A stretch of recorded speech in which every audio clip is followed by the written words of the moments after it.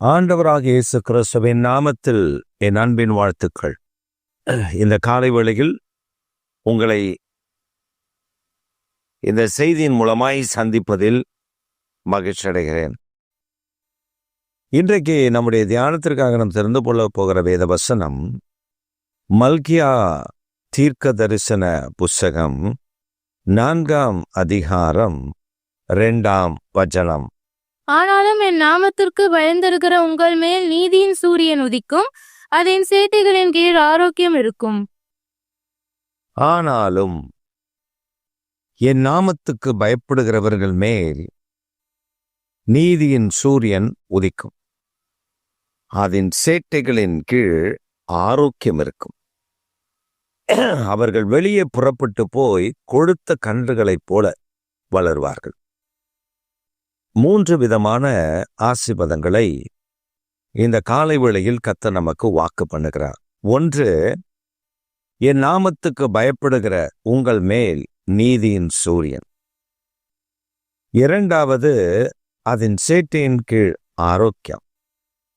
3வது, கொழுத்த கன்றுகள்.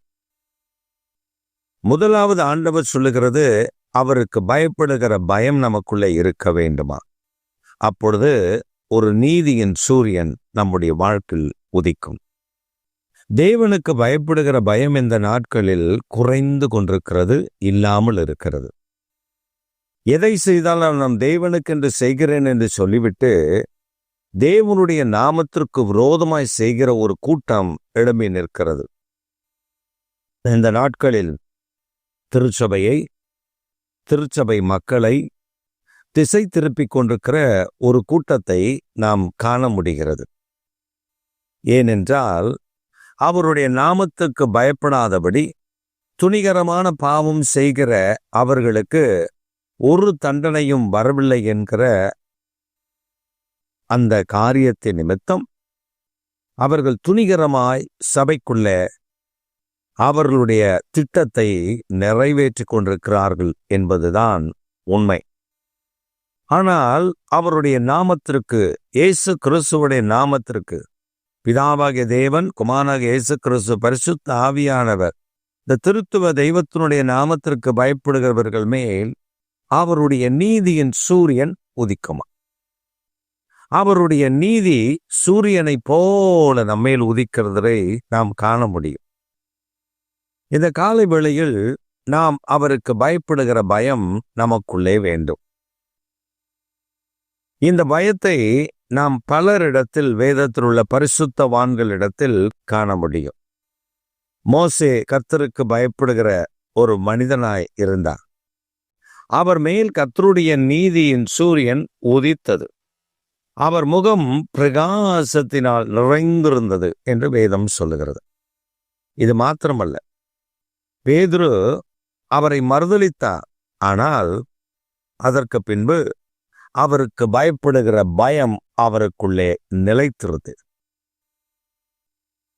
ஒரு சமயத்தில் பேதுருவினிடத்தில் வந்து கேட்கிறார்கள், இந்த பந்தி விசாரிப்பு காரியத்தில் நீர்தான் தலைமை ஏற்று அதையும் கவனிக்க வேண்டும் என்று சொல்லி சிலர் பேதுருவினிடத்தில் கேட்டபொழுது பேதுரு மிக தெளிவாக சொல்லுகிறார், நாங்கள் ஜெபிக்கிறோம், போதிக்கிறோம், ஊழியம் செய்கிறோம், இதை தவிர இந்த வேலையை நாங்கள் பார்க்க கூடாது.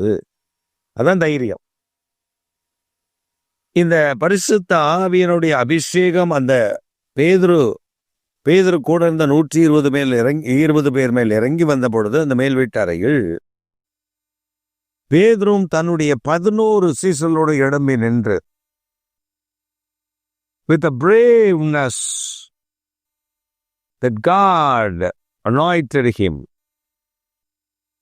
தேவனுடைய அபிஷேகம் அவனை தைரியசாலியாக மாற்றினது.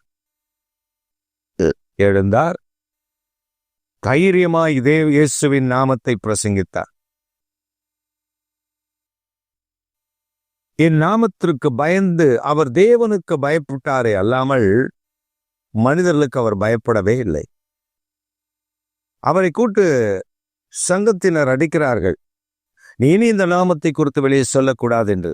அவர் சொன்னார், தேவனுக்கு பயப்படுவதை விட உனக்கு பயப்படுவது நியாயமா?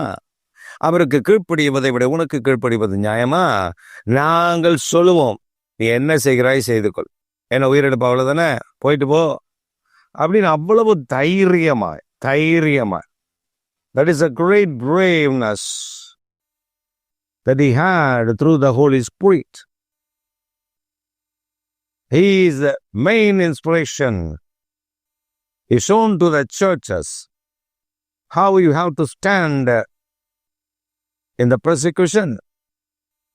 தேவனுடைய நாமத்தினால் உபத்திரவ காலங்களில் உபத்திரவம் வரும்பொழுது நம்ம எப்படி நிற்க வேண்டும் என்பதை கற்றுக் கொடுத்திருக்கிறார். இன்றைக்கு திருச்சபைக்குள்ள கர்த்தருக்கு பயப்படுகிற பயம் அற்று போய்விட்டது. திருச்சபைக்குள்ள அந்த காரியம் இல்லை. நேரத்திற்கு திருச்சபைக்கு வருவதற்கு நம்மால் முடியவில்லை. நேரத்திற்கு கர்த்தரை தேடுவதற்கு நம்மால் முடியவில்லை. We are having so many reasons. We are having so many things for us. But where is the first preference to the Lord? நாம் தேவனிடத்தில் முதல் உரிமை, அவருக்கு முன்னுரிமை கொடுக்கிறோமா? இல்லையே. நாம் யாரிடத்தில் சொல்கிறோம்? என் மாமியார் லேட் பண்ணிட்டாங்க, என் மருமகன் லேட் பண்ணிட்டான், என் வீட்டுக்காரர் லேட் பண்ணிட்டார், என் பையன் லேட் பண்ணிட்டான், அவன் லேட் பண்ணிட்டான், இவன் லேட் பண்ணிட்டான். ஆனா கர்த்தருடைய ஆலயத்திற்கு போவது, எப்படியாவது ஆலயத்துக்கு போகிறோம், இல்லை, இப்படித்தான் போக வேண்டும் என்று இருக்கிறது. அந்த நாட்களில் இந்த CSI சபைகளில் ஒரு பெரிய காரியத்தை வைத்திருந்தார்கள். இன்றைக்கு அதுவும் மங்கி போய்விட்டது. CSI சபைகளில் நாம் பார்ப்போம் என்றால் வைராக்கியம் இருந்தது. அதுல என்ன பண்ணுவாங்கன்னா, முதல் மணி அடிப்பார்கள், ஜனங்க ஓட்டமா ஓடி வந்துருவாங்க. 2ஆம் மணி அடிப்பதற்குள் உள்ளே இருப்பாங்க.